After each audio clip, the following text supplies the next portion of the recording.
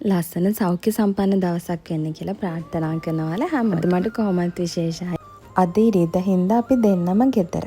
මට ක්‍රේවින් එකක් ආවද කිරිබත් මේ දවස්වල නම් ඉතින් එයාගෙන් උදව් ගොඩක් ලැබෙනවා. මම අද ඒකට පාවිච්චි කරන්නේ සුවඳැල් හාල්. බබාටත් පුළුවන් මටත් හොඳයි.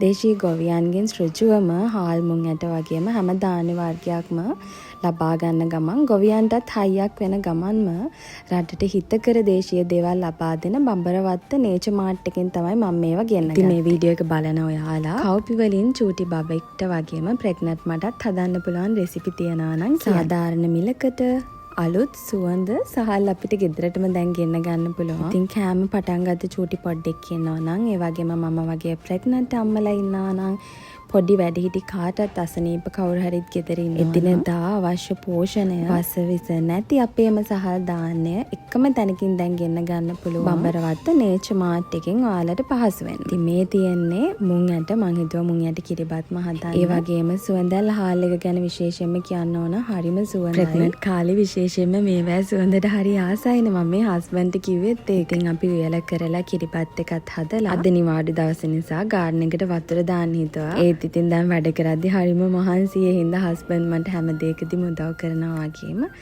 ඔන්න එයා වතුර දාන්නම් කියලා පටන් ගත්තා. මමත් ඉතින් ඒ අතරින් පතර චුට්ටක් යා ළඟට වෙලා ඉඳලා කිරිබත් එකේ සුවඳ ආව නිසාම